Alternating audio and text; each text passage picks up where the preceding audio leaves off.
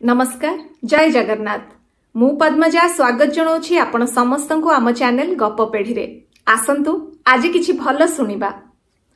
दर्शक बंधु गोटे कथा कहिले बेले बेले आमे एमिति परिस्थिति रे पड़ी जाई थाउ जे आमको लागे एबे आमको आमर शत्रुंकर सहाय्य नबाकू पड़िबो। केबे हेइछि आपणक सहित एमती? मते लागे जे सेही समय रे आमको आमर गर्व और अहंकार त्याग करी शत्रुंक सहाय्य नहीं जदि किछि भल हबाकू जाउछि तेबे ता पई पछगुंचा दबा कथा नुह। पुराण रे भी अछि जे गोटे समय रे देवता माने असुर मानकर सहाय्य लोड़ीथिले पृथ्वीर कल्याण करिबा पई। किछि बुझी पारिले आजिर विषयटी काहा उपरे आधारित? आजिर विषयटी समुद्र मंथन उपरे आधारित। अति सुंदर कहानी, चलंतु बिना डेरी करी सुनिबा आजिर कहानीटी। एई समुद्र मंथन कथा विष्णु पुराण, भागवत पुराण आ महाभारत रे लेखा जाइछि। कथाटी किछि एमिति। स्वर्ग जोठी सबु प्रकार ऐश्वर्य थाए, देवता माने बास करिथांती सेठी। गोटे समय रे ऋषि दुर्वासा अभिशाप देइथिले इंद्र देवतांकु आउ सबु देवतांकु। अभिशाप पाई इंद्र देवता आउ सबु देवतांकर शक्ति चली जाइथिला। समस्ते दुर्बल हो जाइथिले आउ मृत्यु प्राय हो जाइथिले।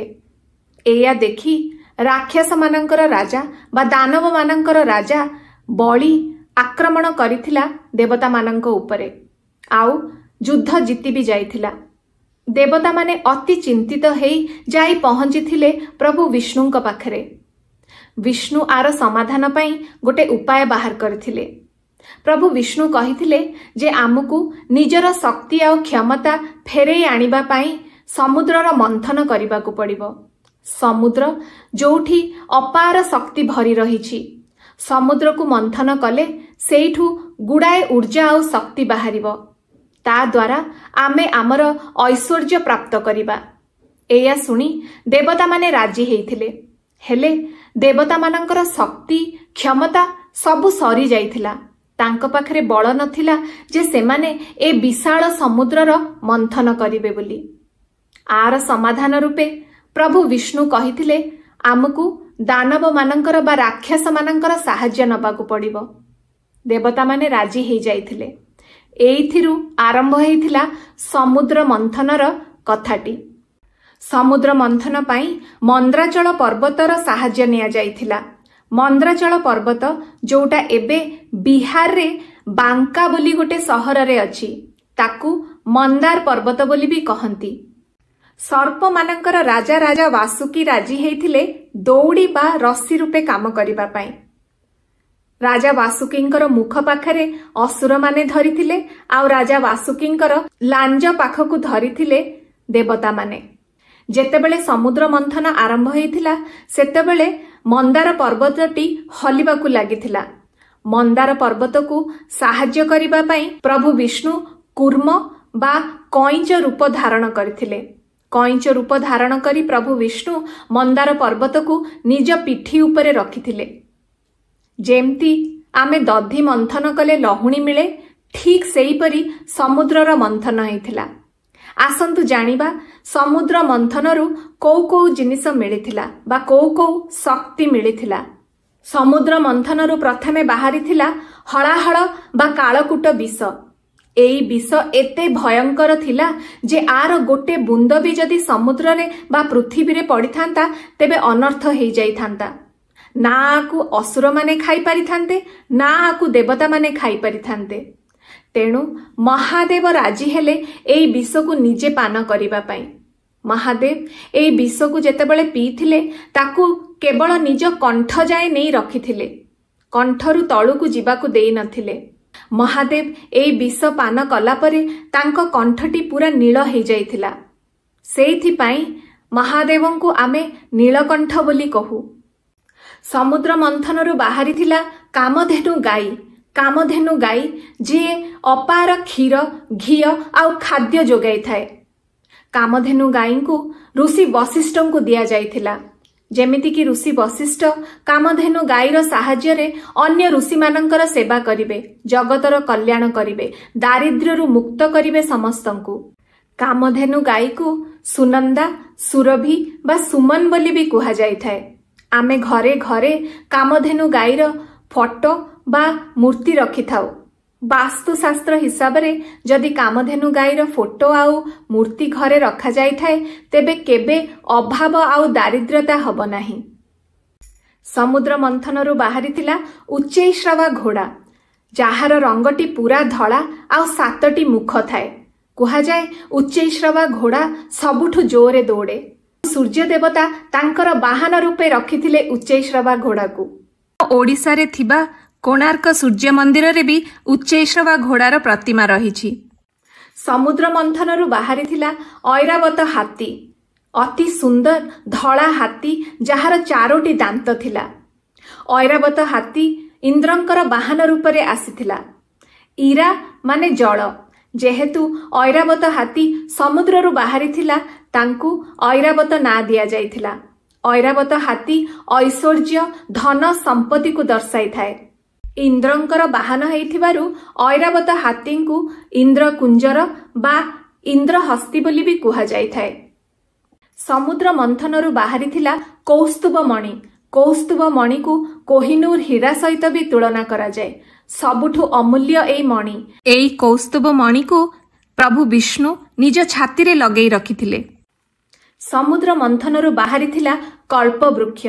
जेमती कामधेनु गाई अभाव असुविधारु दूर रखिथांती सेमती कुहा जाए कल्प वृक्ष भी अभाव असुविधारु दूर रखिथाए। कल्प वृक्ष को इच्छापूर्ति वृक्ष बोली भी कुहा जाए। कल्प वृक्ष को कल्प तरु बा कल्प द्रुप बोली भी कुहा जाए। वास्तुशास्त्र हिसाब रे भी जदि कल्प वृक्षर प्रतिमा आमे घरे रखुचे तेबे ऐश्वर्य प्राप्ति होइथाए। समुद्र मंथनरु बाहरिथिले अति सुंदर अप्सरा रंभा, जे इंद्र देवतांक द्वार रे मुख्य अप्सरा रूपे रहिथिले। पुराण रे अछि अप्सरा रंभा जाइथांती मुनि ऋषि माने उपासना कला बेले तांकर उपासना भंग करिबा पई, तांकर परीक्षा नबा पई। समुद्र मंथनरु बाहरिथिले पद्म फूल उपरे बसिथिबा मां महालक्ष्मी। महालक्ष्मी को पाइबा पई उभय देवता आउ असुर माने चेष्टा करिथिले, हेले मां लक्ष्मी विष्णु को निज स्वामी रूपे बाछि नेइथिले। समुद्र मंथनरु बाहरिथिला बारुनेई माने मदिरा, जहाको पान करिथिले दानव बा राक्षस माने। सेइथिपाई कुहा जाए जे मदिरा पान कले स्वभाव राक्षस बा दानव मानक भलिया हेइ जाइथाए। समुद्र मंथनरु बाहरिथिले चंद्रमा, जहांकु महादेव निजर मथारे रखिथिले। पुराण रे अछि जे चंद्रमा ऋषि अत्रि आउ अनुसयांकर पुओ बोली। चंद्रमा जहाकर स्वभाव अति नरम अति शीतल। समुद्र मंथनरु बाहरिथिला प्राजक्ता बा पारिजात फूल। धला वर्णर एई सुंदर फूलटी बहुत सुंदर बास्ना दिए। देवी आउ देवता मानकर अति प्रिय फूलटी एटा। सबु देवी आउ देवता मानंकु चढ़ा जाइथाए। इंद्र देवता प्राजक्ता फूल को नहीं स्वर्गरे लगेइथिले। कुहा जाए जे प्रभु श्री कृष्ण पारिजात फूल को स्वर्गरु आनी पृथ्वी पृष्ठरे लगेइथिले। समुद्र मंथनरु बाहरिथिला 5 जन्य शंख। प्रभु विष्णु शंखटी को धरिथिले। प्रभु विष्णुंकर फोटो बा मूर्ति रे आमे देखिबा तांको बाम हातरे शंख धरिथांती। पुराण रे अछि जे शंख होउछंती मां लक्ष्मींकर भाई। कुहा जाए जे घरे जदि शंख रखिचंती तेबे मां लक्ष्मी बास करंती। हिंदू धर्म रे प्रत्येक शुभ काम आरंभ हेइथाए शंख ध्वनिरु।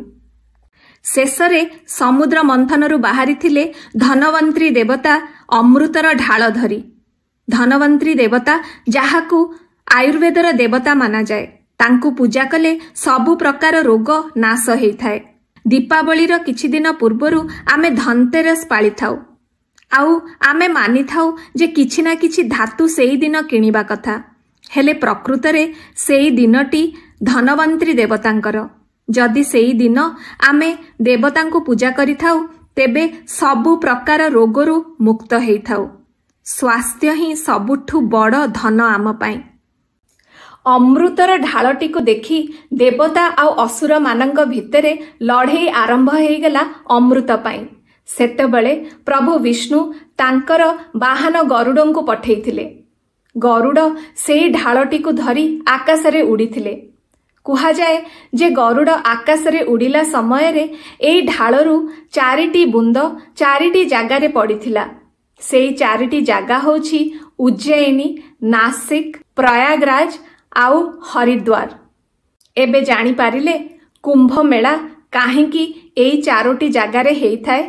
प्रति 12 वर्षरे हेइथाए कुंभ मेला प्रयागराज, नासिक, उज्जयिनी आउ हरिद्वार रे।